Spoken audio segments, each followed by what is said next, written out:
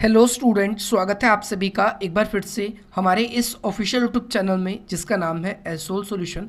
मैं चंदन कुमार हाजिर हूँ आप सभी के सामने अपनी एक और नई वीडियो के साथ। सो गाइस, आज की इस नई वीडियो में हम बात करेंगे उन सभी स्टूडेंट्स के लिए जो MPS master of political science के स्टूडेंट्स हैं और वो एमपीएस 003 को पढ़ रहे हैं। तो आज की नई वीडियो उन सभी स्टूडेंट्स के लिए मोस्ट इंपॉर्टेंट है।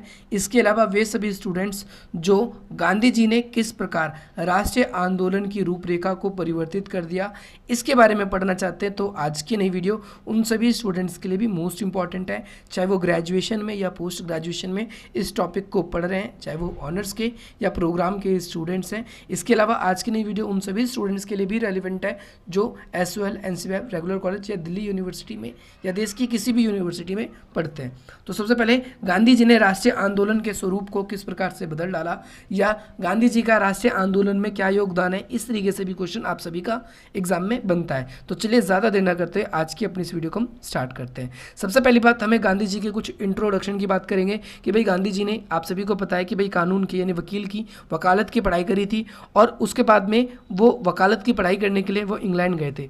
वहाँ से लौटने के बाद में वो अपनी प्रैक्टिस कर रहे थे कानून की और उन्हें 1893 में क्या किया, दक्षिण अफ्रीका एक केस की पैरवी के लिए भेज दिया गया।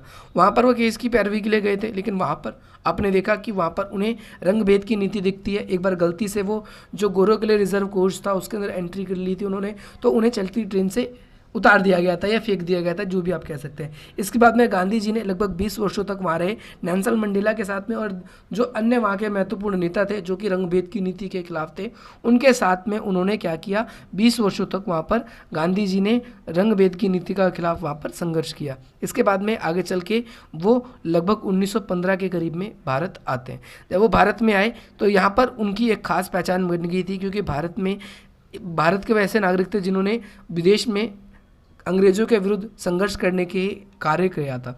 इसके बाद में जब वो यहाँ पर आते हैं तो उन्होंने अपना सबसे पहला आंदोलन जो है वो बिहार में चंपारण नाम की जगह, वहाँ पर नील की खेती ज़बरदस्ती अंग्रेज़ों द्वारा किसानों से करवाई जाती थी और वो किसानों का जो है लगातार काफ़ी लंबे समय से शोषण कर रहे थे। इसके बाद में भारत में चंपारण का सत्याग्रह आंदोलन होता है। उन्होंने इस चंपारण के सत्याग्रह आंदोलन में किसानों की मदद करी, किसानों को भी इसमें सकारात्मक पक्ष रूप मिला, किसानों को भी अगर हम देखें तो इसके बाद में गांधी जी की एक खास पहचान बन गई। अंग्रेज़ों को झुकना पड़ गया और इंडिगो की खेती यानी नील की खेती यहाँ पर इस क्षेत्र में बंद करवा दी गई। इसके बाद में 1919 से लेकर 1939 तक गांधी जी ने कई ऐसे मूवमेंट किए, जिसके बाद में गांधी जी की अंतर्राष्ट्रीय स्तर पर न केवल बल्कि राष्ट्रीय स्तर पर भी एक अलग छवि बन गई थी। एक ऐसा साधारण व्यक्ति जो कि अंग्रेजों से संघर्ष करने के लिए अकेला खड़ा है। अब यहाँ से आपका मेन क्वेश्चन स्टार्ट होता है कि गांधी जी ने राजनीतिक आंदोलन किए और कैसे राजनीतिक आंदोलन के स्वरूप को बदल डाला। तो आप सभी को पता है, दो चीज़ें आपको याद रखना है कि गांधी जी से पहले भी भारत में आज़ादी के आंदोलन होते थे, अंग्रेज़ों के विरोध में आंदोलन होते थे, लेकिन वो ज़्यादातर कैसे होते थे, वो हिंसक होते थे। अगर हम बात करें हिंसक आंदोलन होते थे, उसमें लाल बाल पाल की बात कर सकते हैं, जैसे लाला लाजपत राय, विपिन चंद्र पाल, है ना। आप सभी को पता है लाल बाल पाल के बारे में क्लास 12 में आपने पढ़ रखा है। इसके अलावा हम भगत सिंह वगैरह या राजगुरु के बारे में बात करें या फिर हम चंद्रशेखर आज़ाद जी की बात करें, तो ये सब कैसे थे, उग्र थे, जो कि हिंसा का सहारा लेते थे। परंतु गांधी जी ने सबसे पहले क्या किया, सत्याग्रह शुरू किया। सत्याग्रह का मतलब क्या होता है, सत्याग्रह का मतलब होता है सत्य के लिए आग्रह करना, यानी फाइट फॉर पीस या ट्रुथ, और ये पीसफुल होता है। आपको ध्यान रखना है ये सत्याग्रह क्यों हुआ था। 1919 में क्या है कि भाई अंग्रेज़ों की तरफ से कुछ दमनकारी कानून बनाए गए थे, जिन्हें रॉलेट एक्ट के नाम से जाना जाता है, और गांधी जी ने और साथ ही साथ इन कानून को काला कानून कहा था।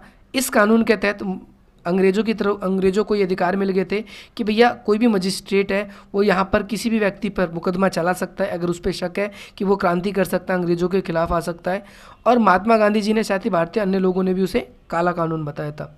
इस कानून के विरुद्ध में ही गांधी जी ने क्या किया, सत्याग्रह छेड़ दिया था। इस सत्याग्रह का सिलसिला कब शुरू हुआ, 13 अप्रैल 1919 में। 13 अप्रैल 1919 को क्या हुआ, अमृतसर में जलियांवाला बाग हत्याकांड हुआ था, जिसमें जनरल डायर ने जलियांवाला बाग में निहत्थे भीड़ पर, जो कि शांतिपूर्ण अंग्रेजों के शासन का विरोध कर रहे थे, अंग्रेजों के रॉलेट एक्ट का विरोध कर रहे थे, उन पर गोली चलवा दी, जिसमें काफ़ी लोग मारे गए थे। अगर हम सरकारी रिपोर्ट की बात करें तो उसमें इनकी संख्या 379 थी और लगभग 1200 लोग, लेकिन रियल में इसकी संख्या कहीं ज़्यादा थी। इसके बाद में गांधी जी ने सत्याग्रह करना शुरू कर दिया, सत्य के लिए आग्रह, जिसके लिए इन्होंने बहुत सारे कदम उठाए थे। इन्होंने क्या दिया था, वैसे तो जब गांधी जी इस आंदोलन जैसे स्टार्ट हुआ तो गांधी जी जब पंजाब जा रहे थे उन्हें रास्ते में ही अरेस्ट कर लिया गया था, और साथ ही साथ जो यहाँ के युवा थे वो इस आंदोलन को आगे बढ़ा रहे थे। तो आपने देखा इस वाले कानून के अंदर भी अंग्रेजों को कहीं ना कहीं रॉलेट एक्ट में बहुत ज़्यादा समस्या का सामना करना पड़ता है, और उन्होंने सत्याग्रह को दुनिया के सामने इंट्रोड्यूस किया कि आप क्या है कि हिंसक रूप से ना होकर अहिंसक रूप से लोगों के सामने आंदोलन कीजिए। अगला है असहयोग आंदोलन। इन्होंने एक चीज़ और ऐड करी, असहयोग आंदोलन। इससे पहले हिंसक रूप से असहयोग आंदोलन होते थे, लेकिन अब इन्होंने अहिंसक रूप से असहयोग आंदोलन को इंट्रोड्यूस किया। 1920 में गांधी जी ने असहयोग आंदोलन चलाया। ये असहयोग का मतलब क्या होता है कि भैया अंग्रेजों की जो भी चीज़ें थी, आप सभी को पता है कि उस समय अंग्रेजों ने ज़्यादातर चीज़ों पे अपना नियंत्रण कर रखा था। हमें एक तरीके से वो खुद ही सारी चीज़ों का निर्माण करते थे, नमक से लेकर बड़ी बड़ी ज़रूरत की चीज़ें, और हमें अंग्रेज़ों से ही उन चीज़ों को खरीदना पड़ता था।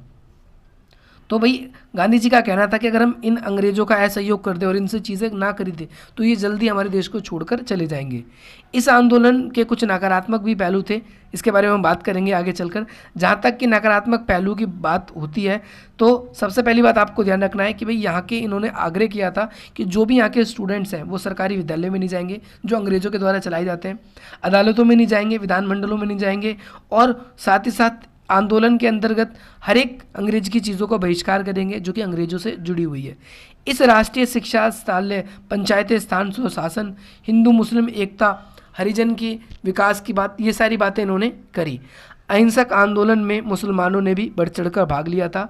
इसका क्या कारण था आप सभी को मैं बता दूं, क्योंकि इन्होंने खिलाफत आंदोलन में हिंदुओं को जुड़ने की बात कही थी। खिलाफत आंदोलन कैसे हुआ था मैं आपको बता देता हूँ कि भाई क्या हुआ खिलाफत आंदोलन के अंदर।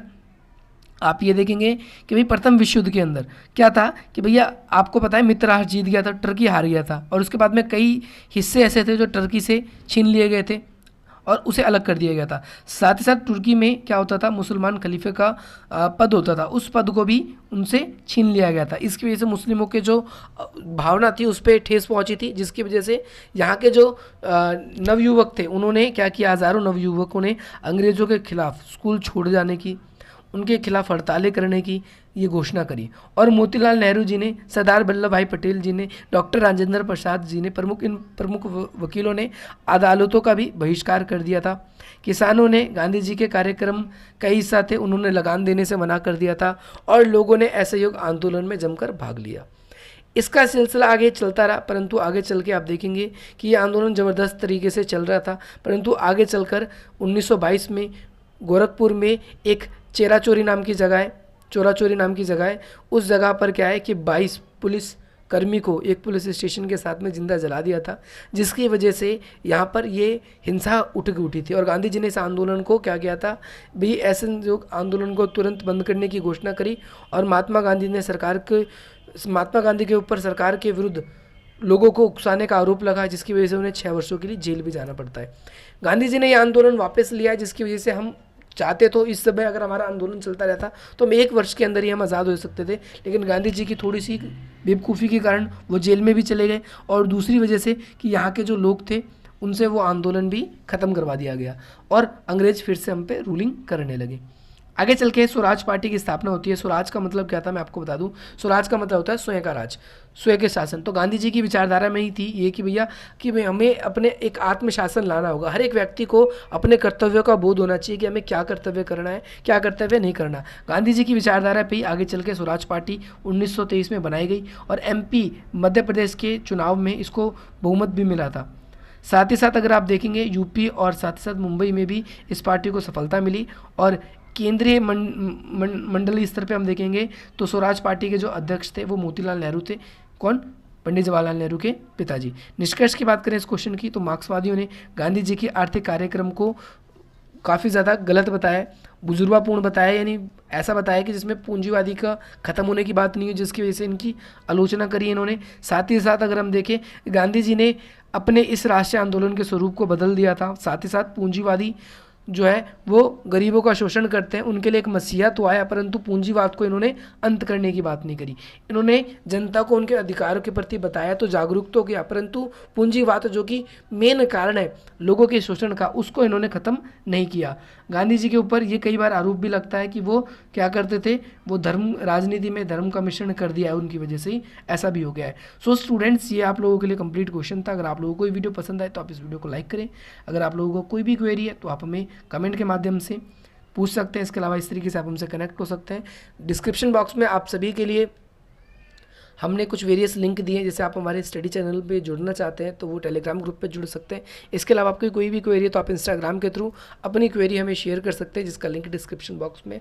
इसके अलावा अगर आप लोगों को वीडियो पसंद आए तो आप इस वीडियो को लाइक करें, अधिक से अधिक मित्रों तक शेयर करें और हमारे इस चैनल को सब्सक्राइब करें। चलिए गाइस, मिलते हैं हम आपसे अपनी अगली वीडियो में। जय हिंद, जय भारत।